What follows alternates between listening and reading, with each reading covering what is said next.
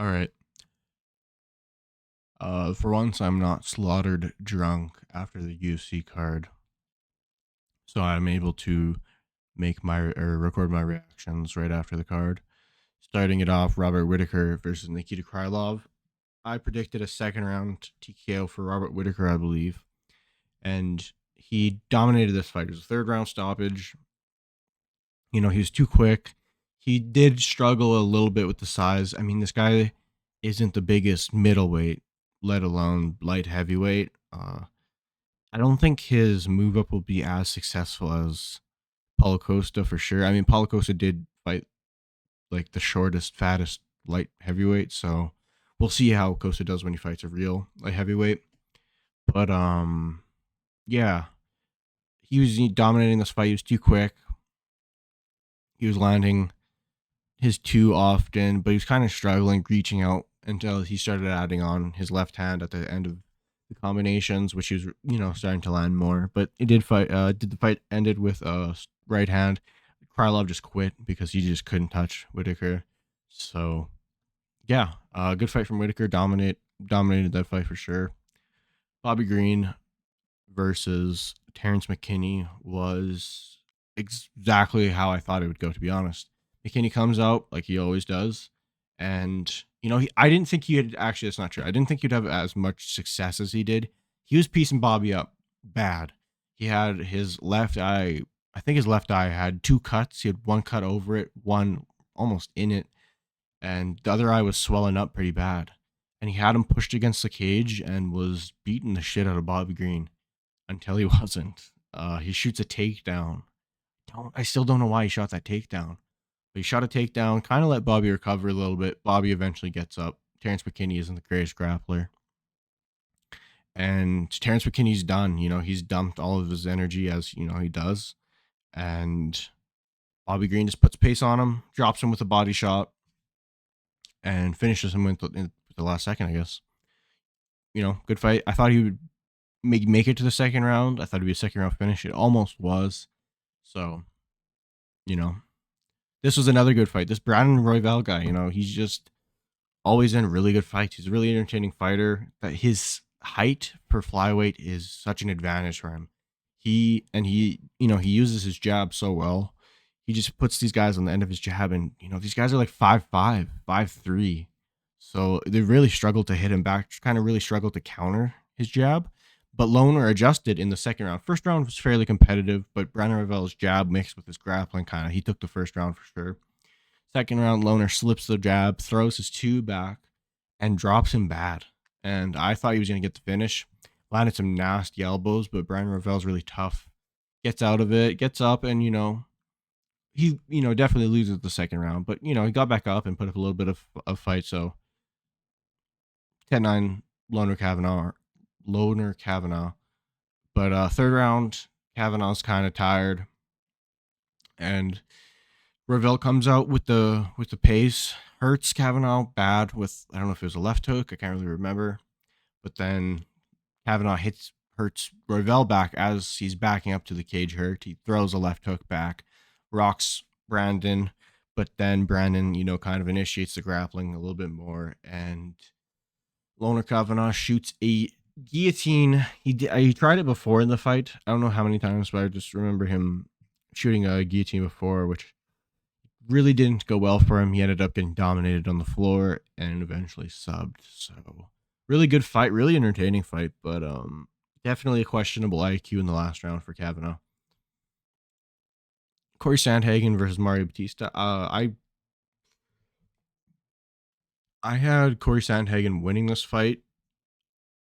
I don't necessarily I thought he landed the better shots in the first round. He did hyperextend his knee or whatever, but I thought Corey was kind of just, like I said, landing the better shots. But I guess the judges saw it the other way. You can't leave it to the judges. Corey just has no power in his hand, man. He was landing some good shots, clean shots on his chin that, a little bit of more power, and you're dropping Batista with that shot. But like I said, this guy's fucking toothpicks for power. Like, it's yeah, his power is abysmal. But Mario Batista, hyperextends his knee in the first round, and then Corey Sandhagen comes out second round, looks really good, wins the second round.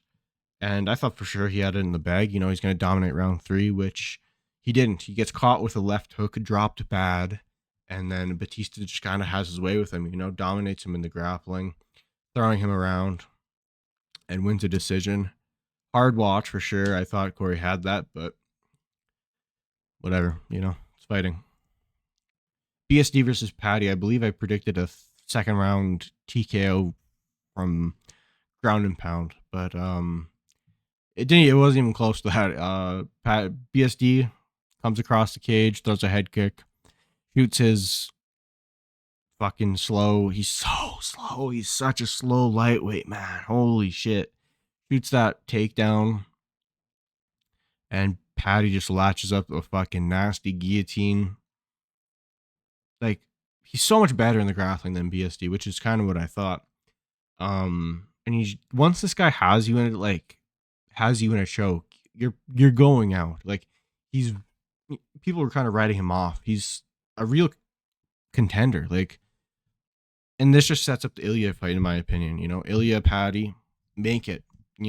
This is a huge win for Patty.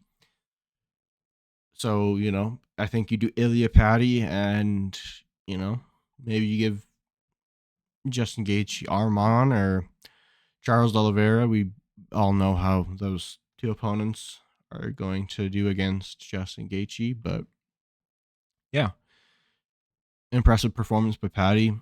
Really good. Moving on to the main event. Yeah.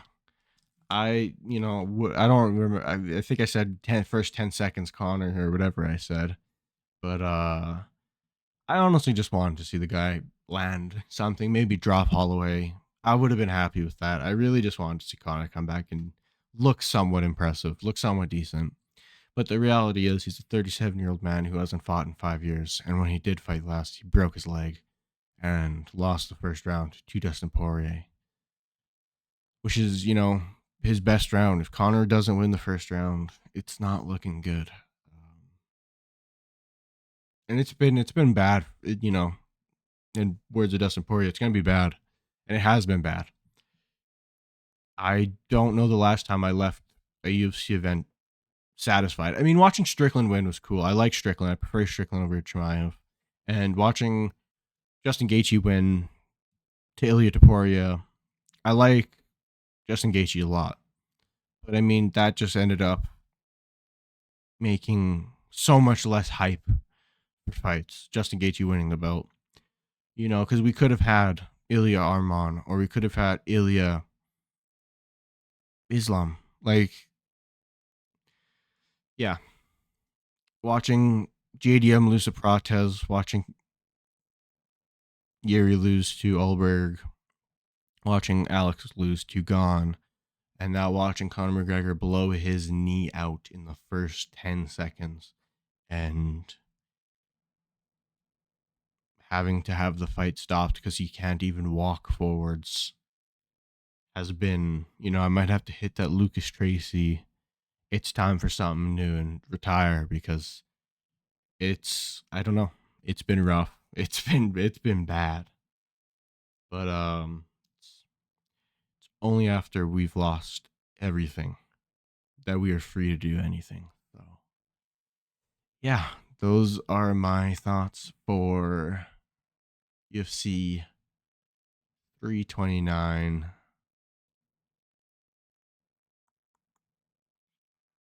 Yeah. Don't really know what to say. Yeah. So those were my predictions.